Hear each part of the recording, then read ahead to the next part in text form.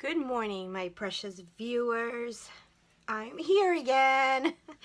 I wanted to welcome my new subscribers. Thank you that you find me so interesting. And good morning to you too. It is morning by me and raining out, and it's just nuts. I live in Massachusetts, so it's just the weather here is up and down. Anyhow, let's get to the table and what I want to bring you. You know that I make junk journals or authored books. That's what I make. And I wanted to share one that I've been doing. I'm probably going to have to do this in 2 parts, but I wanted to show you some techniques on how I do my tassels for my books. Here I've made this one with different ribbons and fiber yarn, and I think this is called lashes. I'm not sure if I'm wrong, correct me please, but I love this one because it's so pretty. Don't they look like lashes? Anyway, I wanted to show you how I put my tiny beads on here. I wanted to give you a tip.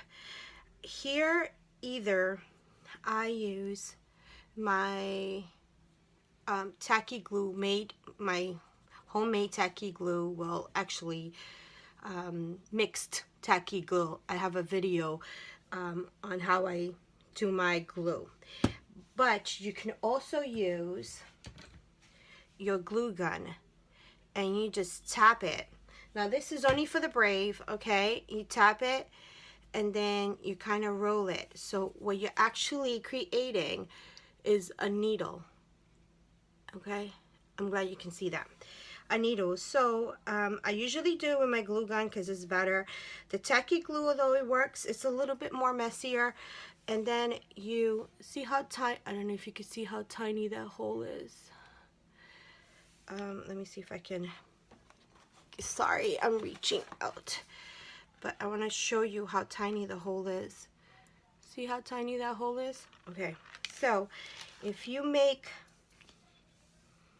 the needle in your own rope, you can feed it through the bead. Okay, just hold on.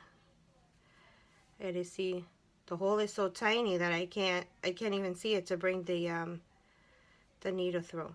Now at some cases it goes through quickly, at others you have to like twist it. This is why sometimes I don't like to do tutorials, because I do everything in the spur of the moment, and every time that I plan something out, it just doesn't quite come out as planned. Oh, I hope it's not clear. I just can't see what I'm doing. Alright, so let me just, it's not pointy enough. Go back.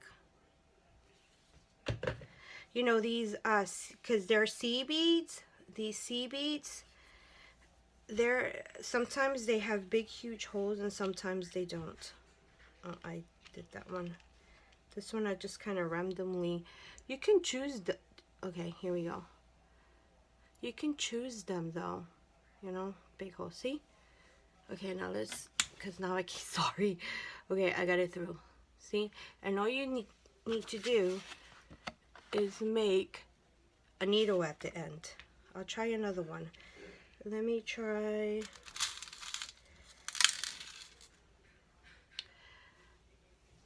okay, see how it goes through? And then you pull it and voila, and there's your string beads. Now that's a trick that I use all the time for putting the and because this is so fuzzy, you really can't tell at the end, and that also serves as a stopper for your beads. Okay, now I want to show you another trick that I discovered that would help you if you're into authored books. You know what? Let me leave this here just in case I need it for something else. Okay, so I'm not going to give you a walkthrough here. I'm going to give you an comparison. Okay, this book, another time I'll give you a walkthrough. Okay, here, I want to show you something. Because these books, you have to rip pages out, that is the effect that it gives you. And sometimes it weakens the spine, okay, from pulling out, especially if you're going to use older books. This one it's fairly new book, so the binding, it's really sturdy, but because you're pulling out, it kind of weakens it, and then it leaves this effect.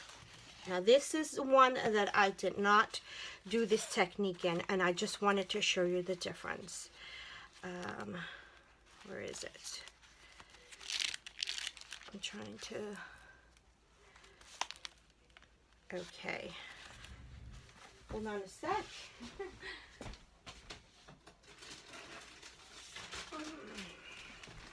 On this one, I'm so sorry, on this one I used washi tape to cover the spine, which it looks okay, but it doesn't make your work look nice and finished. Let's see if I haven't done it with this one. This one here. Okay, see what I'm talking about? See inside here? You see that throughout the pages. Now that's not bad. Here I tried to put the pages in, but see how this comes up a little bit? Okay, now it's not bad, but I'm a perfectionist. See what I'm talking about? Okay, so what I discovered is if you take the same paper, see the difference? Let me get a nice clean page. See the difference between covering this part and leaving it like that. It doesn't look bad. I'm not saying it looks awful, but for me, I think it looks cleaner. So how did I do this? When you take your paper and you measure it, and this is how I do mine. I don't measure from here to here, because what I discovered is that when you're manipulating the book, okay, it kind of warps the pages and it kind of changes its shape and its size. So what I normally do is I take my sheet of paper and I kind of lay down my page down, and then I trace, because I know that by tracing it, this paper is going to come out exactly the same way as the page is left. So if it's a little warped or a little smaller or whatever it may be from gluing them together, this way you have a better chance of covering your page exactly. Okay, then what I do after cutting this out, notice, and let's pretend that I cut this page to size. See the gap in the middle? Okay, so what I notice is that if from 112 by 12 I get the two sides and I get the spine, okay, piece of paper. Of course, it varies how big your book is, but a normal standard size book, that's what you can get. So then I take this, and I'll show you how I do it. I cut a little bit. You don't need to cut big. I would say like about maybe an inch or half an inch, no more than that, because you don't want your pages to be bulky. And then I take it and I manipulate it with my hands. And it doesn't have to be perfect, because you're not going to see the edge of this paper. And then you take it and you glue here, and then you paste it inside. See that? Okay, before you start gluing it though, measure it from here to here you take your pencil, if I can find a pencil, and you mark it right in here. You mark it. See where it's marked? You come, you cut it, and voila. It's the size of the page. Okay? When you're done doing that, then you come in with your page. Okay, now pretend it's the same pattern, because you're going to be doing it with the same pattern, unless you want to go out there and get all artsy and, you know, make it whimsical. That's up to you. But let's pretend that it's the same pattern. I just used two different ones so you can see the effect of it. And then you come and you glue your page. That's the size of your sheet of paper, that's the size of your page, and you glue it down, and that's what it looks like. Instead of having that open spine like that. So I just wanted to share that with you. If you're into altering books, I am. I love it.